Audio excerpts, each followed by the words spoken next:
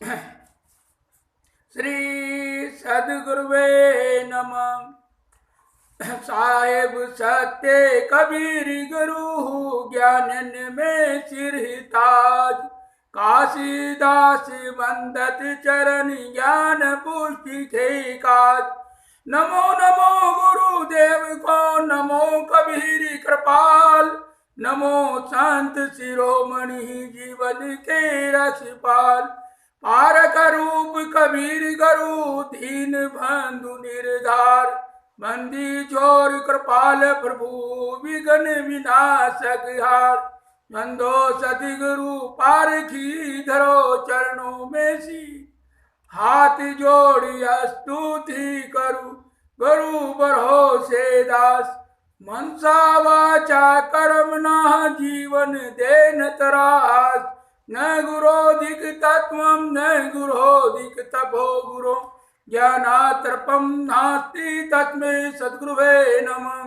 ध्यान मूलम गुरुमूर्ति पूजा मूल गुरो पदम, मंत्र मूलम गुरुवाक्यम मोक्ष मूलम गुरु कृपा। गुरुदेवो गुरुधर्मो गुरु निष्ठा पर तप, गुरु परतर नास्ति नास्ति तत्व गुरो परम। परम पूज्य श्रद्धेय संत समाज, मान्यवर धर्म प्रेमी बंधुओं तथा श्रद्धा मूर्ति माताओं और बहनों और बच्चों, धार्मिक भ्रांतियों पर विचार। संतों देखत जग ही बोराना, साच कहो तो मारनी धामे, झूठे जग ही पतियाना। संतों देखत जग बोराना, साच कहो तो मारन धामे, झूठे जग पतियाना। नेमी देखा धर्मी देखा, प्रात करे स्नाना। आत्म मार पता नहीं पूजे, उनमें किछो नहीं ज्ञाना। संतों देखत जगी बोराना, बहुतक देखा पीर ओवलिया, पढ़े किताब कुराना। के मुरीद तदबीर बतावे, उनमें उहे जो ज्ञाना। संतुन देखत जग बोराना, आसन मार डिम्ब धर बैठे, मन में बहुत घुमाना। पीतर पाथर पूजन लागे, तीरथ भरम बुलाना। टोपी पहरे माला परे, छाप तिलक अनुमाना। संतों जगति संतों ये देखत जग भोराना, साच कहूँ तो मारन धामे, झूठे जग बोराना। टोपी परे माला परे, चाप तिलक अनुमाना। सागी शब्द गावत भूले, आत्म खबरी नहीं जाना। हिंदुर कहे मोई राम पियारा, तुरक कहे रही माना। आपस में दौ लरी लरी मुए, ब्रह्मन काहू जाना। कर कर मंत्र देत बिरत है, महिमा के अभिमाना। गुरु सहित शिष्य सब बूढ़े, अंत काल पछताना। कहे कबीर सुनो संतों ही सब भरम बुलाना। केतिक कहो कहाँ नहीं माने, सहजे सहज सीमा सहजे सहज समाना। संतों देखत जग बोराना, साच कहूँ तो मारन धामे, झूठे जग पतियाना। हे संतों, विचार कर देखो तो लगता है कि संसार के लोग धर्म के नाम पर पागल हो गए हैं। यदि मैं सत्य कहता हूँ तो लोग मारने दौड़ते हैं और धर्म के ठेकेदारों की कही हुई बातों में विश्वास करते हैं। मैंने बहुत से नियम धर्म के आचार करने वालों को देखा है, वे प्रातःकाल ही स्नान करते, परंतु दुख है कि वे चलते फिरते जीवधारियों की हत्या कर नरजीव पत्थर के देवी देवताओं की पूजा करते हैं। इसलिए साहब समझने में आता है कि उनमें कुछ भी ज्ञान नहीं है। मैंने मुसलमानों के बहुत से पीर औलियों को भी देखा, वे कुरान शरीफ पढ़ते हैं तथा उसके संबंधित अन्य किताबें भी पढ़ते हैं। वे कुरान शरीफ पढ़ते हैं तथा उसके संबंधित अन्य किताबें भी पढ़ते हैं। वे लोगों को अपने शिष्य बनाकर ईश्वर या स्वर्ग पाने के लिए उन्हीं वे युक्ति एवं साधन बताते हैं जिनमें मुंह प्राणियों की निर्दयता पूर्वक हत्या होती है। इसलिए इनमें भी ज्ञान के नाम पर वही भ्रम है। कितने धार्मिक कहलाने वाले लोग आसन लगाकर सिद्ध या ईश्वर मगन होने का दिखावा करके बैठते हैं। उनके मन में धार्मिक होने का बहुत बड़ा घमंड है, परंतु वे धातु पाषाण की मूर्ति पूजने लगते हैं और तीर्थों के सेवन से मोक्ष या स्वर्ग मिलेगा, इस घमंड में भूले रहते हैं। कितने धार्मिक कहलाने वाले लोग विशेष प्रकार की टोपी पहनते हैं, माला पहनते हैं, शरीर के अनेक अंगों में छाप लगाते हैं, मस्तक पर अनेक प्रकार के तिलक करते हैं और बहुत से अनुमान कलमनामे पढ़ते रहते हैं। वे साखी तथा शब्दों को गाने में ही भूले रहते हैं। उन्हें अपनी आत्मा, अपने स्वरूप एवं सब तत्व का कुछ भी पता नहीं रहता है। हिंदू कहते हैं कि हमें राम प्रिय है और मुसलमान कहते हैं कि हमें रहमान प्रिय है। इसको लेकर वे आपस में लड़कर मरते हैं, परंतु उनमें से कोई यह रहस्य जानने की चेष्टा नहीं करता कि राम रहीम का अभिप्राय एक ही है। यथार्थ ज्ञान तथा गुरु तत्व के आचरण से रहित रहकर केवल मिथ्या गुरु तत्व के अहंकार में डूबे हुए कितने ही धार्मिक कहलाने वाले घर घर में मंत्र दीक्षा देते घूमते हैं। ऐसे गुरु लोग अपने सारे शिष्यों को लेकर घोर अंधकार में डूबे रहते हैं और वे लोग जीवन के आखिर में तब पश्चाताप करते हैं जब उन्हें लगता है कि जीवन में सच्चे धर्म का आचरण नहीं हुआ, केवल धर्म का ढोंग रहा। कबीर साहब कहते हैं कि ये सब भ्रांति में पड़कर भूले हैं। मैं कितना ही कहता हूं परंतु ये कहा नहीं मानते हैं। अपने भोलेपन में पड़कर भेड़ या दसान न्याय भ्रांति में डूबे जा रहे हैं। एक पागल खाने में यदि होश हवास वाला आदमी पहुंच जाए तो उसे जो अनुभव होगा वही अनुभव कबीर जैसे निर्लय तथा प्रबुद्ध संत पुरुष को इस संसार में आकर होगा। कबीर ऐसे मानसिकता के महापुरुष थे जिनमें कहीं चिपकाहट नहीं थी। सवस्त्र अनासक्त आदमी ही सत्य कह सकता है। कबीर साहब ने धर्म के नाम पर बहाया चार पाखंड को बड़े निकट से देखा था और उन्हें उससे बड़ा शोभ हुआ, इसलिए उन्होंने उसके विषय में दो टुक बातें कही है। वे कहते हैं कि हे संतों, देखता हूं तो लगता है कि संसार के लोग पागल हो गए हैं। धर्म के नाम पर जो पागलपन होता है उसका उतना बड़ा कठिन होता है।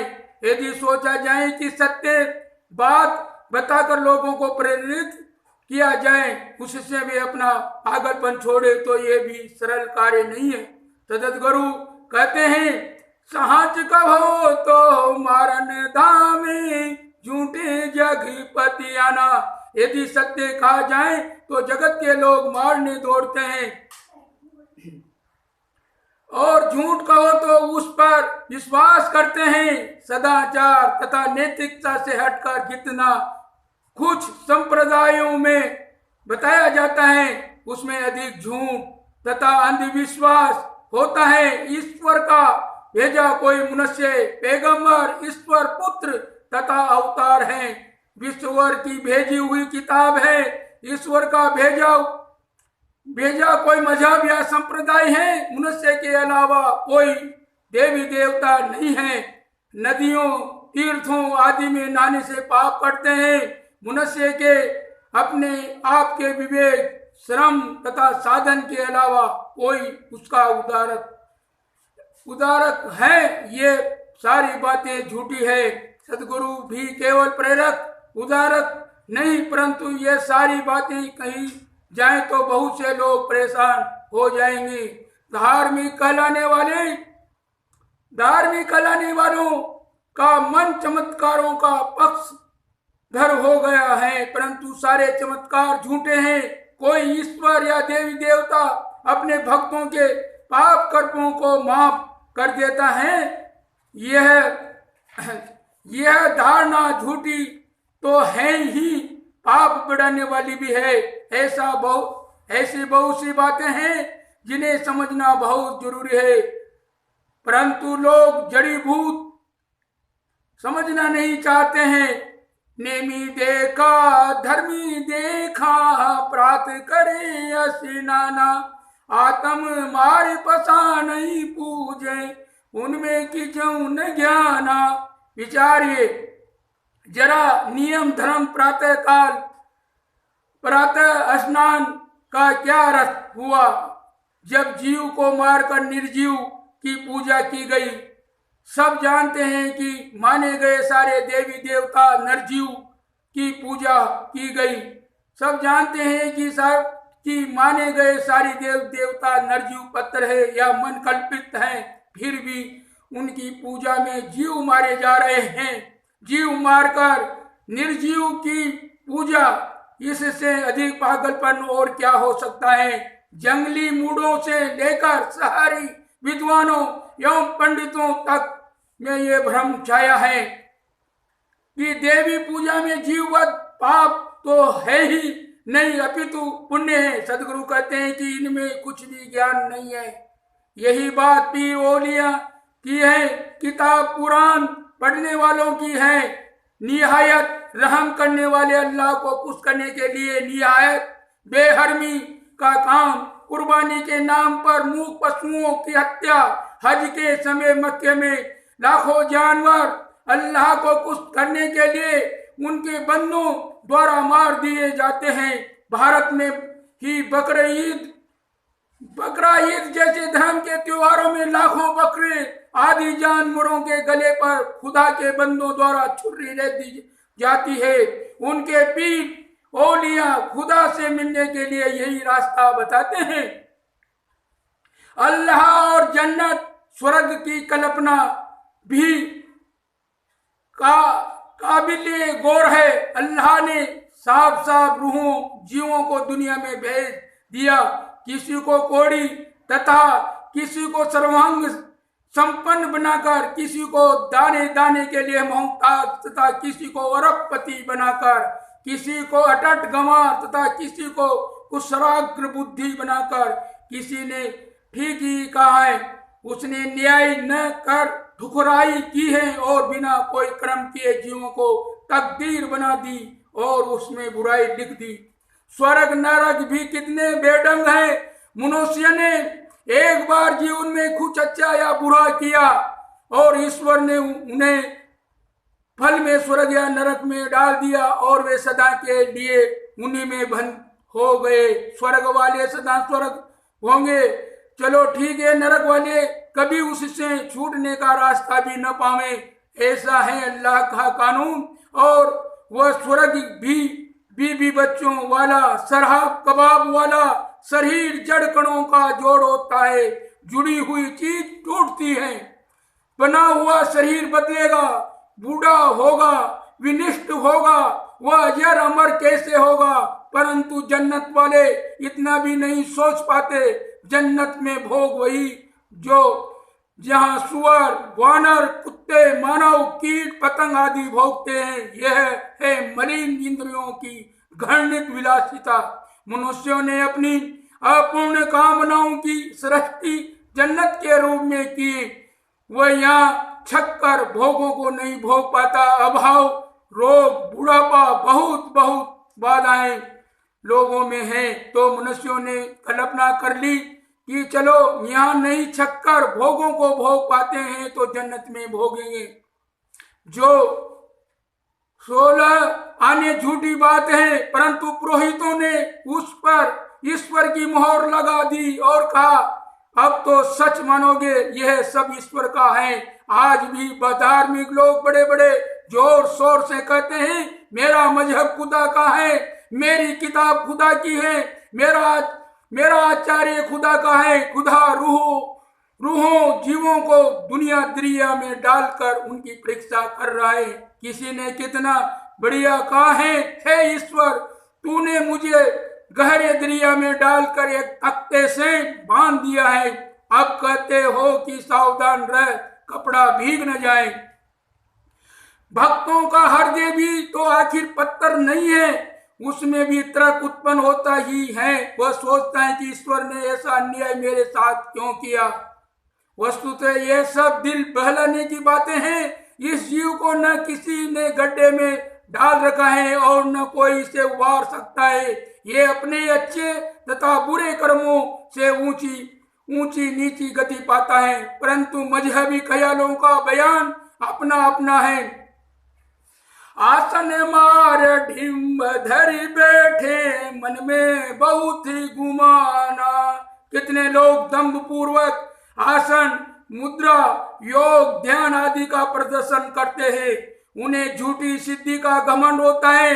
कितने लोग पीतल पत्थर पूज कर कहते हैं कि हम देवता पूजते हैं, अपने हाथों में देवी देवता बनाते हैं, स्वयं उनमें प्राण फूंकने का दिखावा करते हैं और स्वयं उनके सामने हाथ जोड़कर खड़े होते हैं और उनसे रिद्धि सिद्धि की भीख मांगते हैं। देवी देवताओं की मूर्तियां चुरा ली जाती हैं, बेचारे देवी देवता अपनी रक्षा नहीं कर पाते, फिर भक्तों की रक्षा कैसे करेंगे। इतनी सी बातें समझ में नहीं आती है। कितने लोगों को तीर्थों का बड़ा घमंड होता है, वे कहते हैं कि हमने 4 धाम 84 तीर्थ घूम डाले, परंतु क्या समझते हो तुम, क्या समझते हो। कितने लोगों को तीर्थों का बड़ा घमंड होता है, वे कहते हैं कि हमने 4 बार 4 धाम 84 तीर्थ घूम डाले हैं, तुम क्या समझते हो। जो जाए बद्री सो न आवे ओदरी, जो बद्री धाम कराता है वह मुक्त हो जाता है। नर्मदा का नाम लेने से एक जन्म का पाप कटता है, उसके दर्शन से 3 जन्मों का तथा उसमें स्नान करने से सहस्त्रों जन्मों का पाप भस्म हो जाता है। सैकड़ों योजन दूर से गंगा का नाम लेने से 3 जन्मों के पाप काफूर हो जाते हैं। और शायद इतना ही क्या, प्रयाग की त्रिवेणी में डूबकर मरने से मुक्ति की प्राप्ति होती है। यदि प्रयाग में मुंडन करा लिया गया में पिंडदान, कुरुक्षेत्र में दान तथा काशी में मरने की आवश्यकता नहीं है। लोग वचन तथा वेद वचन को प्रवाह छोड़कर प्रयाग में मरने का विचार करना चाहिए। तीर्थ यात्रा में प्रयाग का स्मरण करते हुए भी मरने पर ब्रह्म लोक की प्राप्ति होती है। 4 खानी के जितने जगत जीव हैं अयोध्या में शरीर छोड़कर मुक्त हो जाते हैं और वे काशी में शरीर छोड़कर मुक्त हो जाते हैं। तो जो रामेश्वर का दर्शन करेगा वह भगवान के धाम में निवास करेगा। जो रामेश्वर में गंगा जल चढ़ाएगा वह भगवान के धाम में निवास करेगा। संतों देखती जग बोराना, जगत का पागलपन कितना गिनाया जाए। पंडित पुरोहितों की ऐसी सूरवीरता की बातें सुनकर लोग तीर्थ ग्रह भूलाना यानी चिरताड़ करते हैं।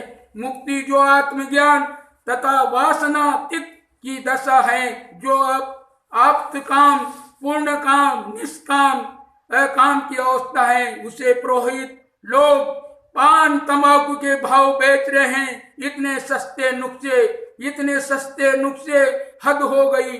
टोपी पहरे माला पहरे छाप तिलक अनुमाना। ऐसे भी लोग हैं जो विशेष प्रकार की टोपी पहनते हैं, खूब माला पहनते हैं, माला पहरी 4 देह भर में छाप लगाते हैं, नाना प्रकार के तिलक करते हैं, साकी शब्द भी खूब गाते हैं, परंतु वे ये नहीं जानते हैं कि मैं कौन हूँ। वेश और वाणी का आडंबर खूब बढ़ गया है, परंतु स्वरूप ज्ञान आत्मज्ञान के नाम पर कोरे के कोरे है। वे स्वर्णिक वरक में लिपटी हुई मिट्टी की मिठाई की तरह हैं। घमंड है उनको कंठ होने का, परंतु तथ्य बोध से रहित निरंतर हीरे का वर्णन करते हुए कंकर बटोरते हैं। यह पागलपन नहीं तो क्या है। हिंदू कहे मोही राम पियारा, तुरक कहे रही माना। ज्यादातर झगड़े हड़प के फेर में हैं। कोई कहते हैं कि हम राम मानते हैं, कोई कहता है कि हम रहमान मानते हैं। क्या हुआ शब्दों के अंतर से? दोनों तो एक ही बात है। बात है पानी पियो या वाटर, आप पियो या जल, क्या फर्क पड़ता है राम हो या रहीम। इससे जो धन्वित होता है वह जड़ से भिन्न चेतन सत्ता है। चेतन केवल चेतन है, नामांतर से उसमें कोई अंतर नहीं पड़ता है। फर्ज तर्ज इबादत से हम लड़ते हैं, नाम और पूजा के तरीके अलग है, इसलिए हम सत्य को भिन्न मान लेते हैं। यह भी पागलपन है। स्वरूप ज्ञान एवं आत्मज्ञान नहीं है, पवित्र आचरण नहीं है, यहाँ तक कि मनुष्यता का बोध नहीं है। महिमा के घमंड में घर घर मंत्र दीक्षा देते हुए घूमते हैं, अपने तन की सुधि नहीं, शिष्यकरण की आस। ऐसे गुरुओं की दशा क्या होगी? स्वयं भी डूबेंगे और शिष्यों को भी डुबोएंगे। ऊपर भ्रम बुद्धि में अकड़कर स्वयं को भूले हुए लोगों का कुछ दीर्घ दर्शन कराया है। बारंबार जागने पर ही मनुष्य भ्रांतियों की ओर से जाता है। उल्टी बुद्धि एवं उल्टे आचरण ही मनुष्य के साथ स्वभाव हो गए हैं। मनुष्य को चाहिए कि वह विवेकवान संतों भक्तों का सत्संग करे, स्वयं अपनी प्रज्ञा को जागृत करे, कारण कार्य व्यवस्था विश्व के शाश्वत नियमों एवं विवेक ज्ञान पर ध्यान दे। साहे बंदगी, साहे बंदगी, साहे बंदगी।